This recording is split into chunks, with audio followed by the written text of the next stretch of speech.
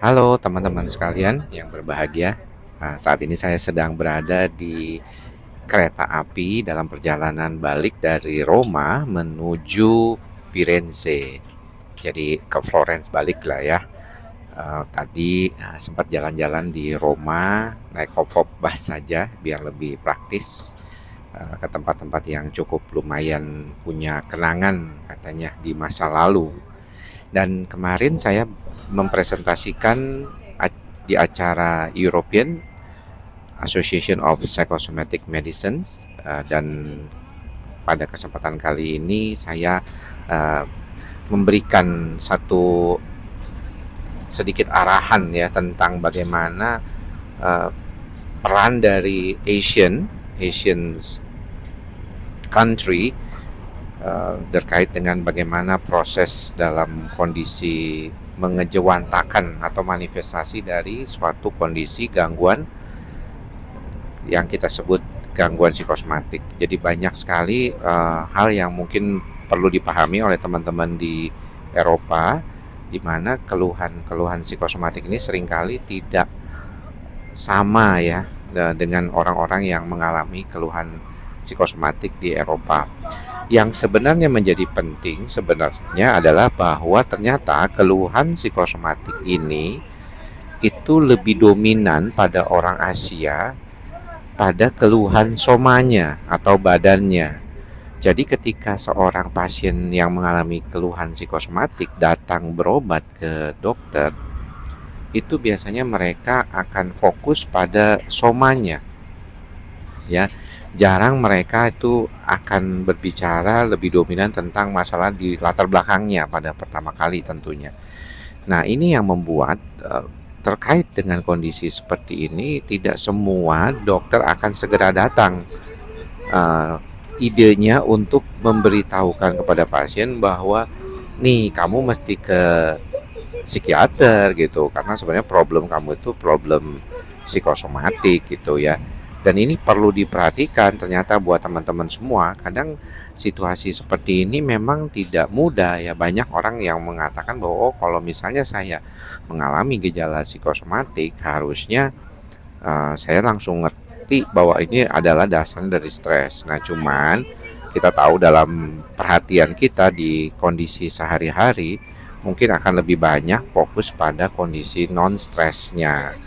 Ya, jadi ini penting ya untuk teman-teman perhatian pada keadaan-keadaan tertentu mungkin adalah lebih baik untuk segera mengetahui dasar dari keluhan psikosomatik. Nah, bagaimana caranya? Tentunya perlu kita perhatikan nih. Bahwa pertama kali mungkin yang perlu diperhatikan adalah bagaimana kalau orang itu tidak menyadari bahwa dirinya dia stres. Ya, jadi ini sangat sering kan orang itu nggak sadar tuh kalau dia stres. Yang dia tahu adalah bahwa kondisinya ini, gejala fisiknya itu sepertinya selalu berpindah, ya berpindah-pindah tempat. Ini juga salah satu yang mungkin penting untuk diperhatikan sama teman-teman semua ya. Berpindah tempat gejalanya itu saling berkaitan satu sama lain dan ini hal yang paling utama dan sering diberitahukan kepada dokternya. Dan kita memahami bahwa ketika ada lebih dari 2-3 gejala fisik yang terjadi pada pasien itu lebih dominan punya kesempatan untuk mengalami gejala gangguan cemas dan depresi walaupun tidak pernah ada sebelumnya. Jadi gejala gangguan kecemasan itu bisa saja terjadi karena gejala fisik yang tidak baik-baik ini gitu ya. Jadi ini salah satu yang mungkin juga perlu diperhatikan sama teman-teman karena pada dasarnya keadaan ini bukan sesuatu yang jarang tapi sering terjadi ya. Teman-teman tahu ya bahwa ketika gejala lambung yang nggak baik-baik cuman satu aja nih gejalanya nih ditambah dengan keliengan rasanya kayak otak mau uh, kayak goyang gitu ya, bergoyang, ini akan sangat dominan juga terjadi pada beberapa pasien. Nah, ini yang mungkin perlu diperhatikan sama teman-teman untuk mengendalikan kondisi tersebut. Kalau memang tidak bisa, tentunya perlu bantuan kolaborasi. Jadi bukan saja ke dokter spesialis penyakit dalamnya, tapi juga ke psikiaternya juga gitu.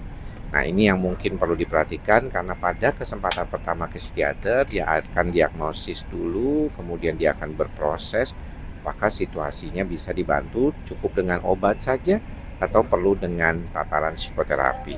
Nah, tapi rata-rata hampir semua pasien yang datang dengan keluhan psikosomatik dan datang ke psikiater biasanya dia akan diedukasi terkait dengan apa yang terjadi di dalam kondisi dirinya. Nah, ini yang penting mungkin buat teman-teman. Jangan lupa edukasi yang sudah saya berikan di dalam video-video YouTube saya dari tahun 2010 ya.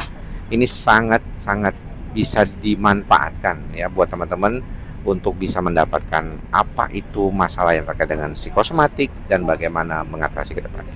Mudah-mudahan bermanfaat. Salam dari Italia. Sampai ketemu lagi di lain kesempatan. Salam sabar, ikhlas, dan sadar. Mudah-mudahan bermanfaat. Sehat jiwa selalu ya.